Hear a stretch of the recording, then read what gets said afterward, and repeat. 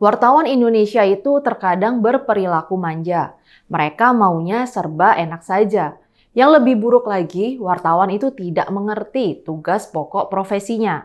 Karena nggak paham, dia tidak tahu bagaimana mesti memposisikan diri dengan pemerintah.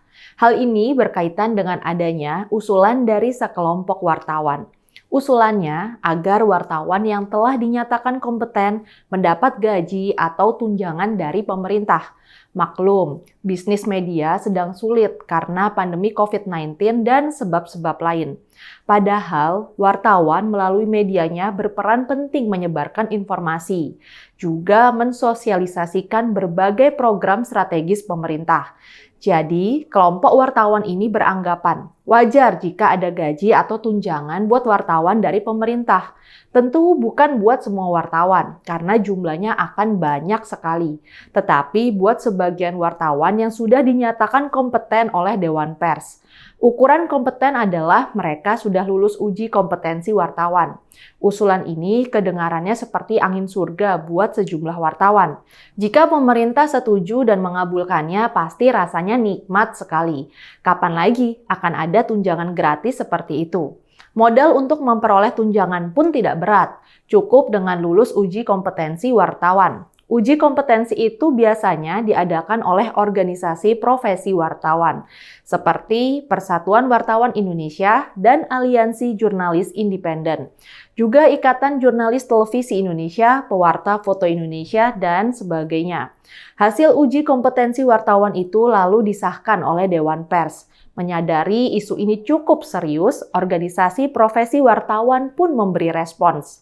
Persatuan Wartawan Indonesia atau PWI Pusat mengadakan rapat awal Juli lalu.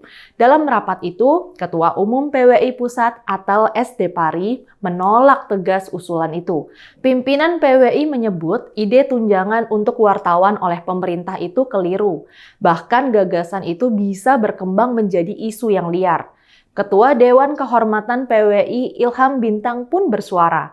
Kata Ilham, usulan itu bertentangan dengan isi Undang-Undang Pers Nomor 40 Tahun 99. Undang-undang itu menyebutkan fungsi pers dan wartawan salah satunya adalah melakukan kontrol sosial. Pihak yang dikontrol antara lain adalah penguasa dan pemerintah.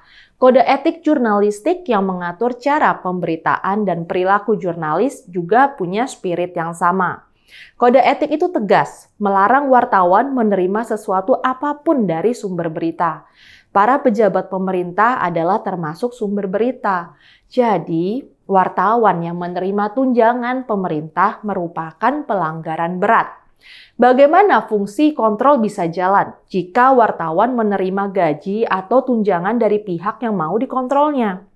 Rapat Dewan Kehormatan PWI menilai, usulan ini terlontar dari segelintir wartawan yang memiliki pikiran sesat. Usulan itu, kata PWI, jelas bertentangan dengan tuntutan dasar profesi wartawan. Wartawan harus menyampaikan kebenaran apa adanya. Untuk menyampaikan kebenaran, wartawan harus bebas dan independen, terutama bebas dari intervensi dan kepentingan penguasa. Anggota Dewan Pers, Tri Agung Kristanto, juga menyuarakan hal yang sama. Dewan Pers menolak semua hal yang berpotensi mengurangi independensi profesi wartawan. Meskipun Tri Agung sepakat tentang satu hal, yaitu tugas pengembangan lembaga pers harus tetap dilakukan bersama. Artinya, dilakukan oleh seluruh komponen bangsa. Dalam kaitan ini, Atal menyebut, ada bantuan dari pemerintah pusat maupun daerah. Bantuan ke lembaga pers itu dapat terus dilanjutkan dalam upaya pengembangan institusi pers secara keseluruhan. Bantuan itu diharapkan dalam bentuk program, misalnya seperti uji kompetensi wartawan, pendidikan wartawan, dan sebagainya.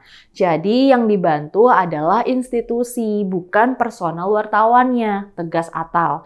Dalam rapat PWI diakui adanya beban berat yang ditanggung insan pers akhir-akhir ini. Khususnya beban akibat adanya pandemi COVID-19 selama 2 tahun terakhir. Banyak media gulung tikar tak kuat bertahan. Padahal Undang-Undang Pers menegaskan, Lembaga pers harus mampu menghidupi dan menjaga kesejahteraan wartawan. Hal ini tidak bisa dianggap remeh, karena wartawan yang tidak sejahtera akan sulit menjaga idealismenya. Wartawan yang kembang kempis nafkahnya juga sulit dituntut bersikap profesional. Disinilah letak tantangan bagi perusahaan media. Ada fungsi ekonomi yang tetap harus dipenuhi. Namun dalam pelaksanaan fungsi ekonomi itu, pers dan wartawan tetap harus menjaga integritasnya. Pers yang bebas adalah bagian dari civil society. Maka fungsi pers hakikatnya merupakan salah satu instrumen demokrasi.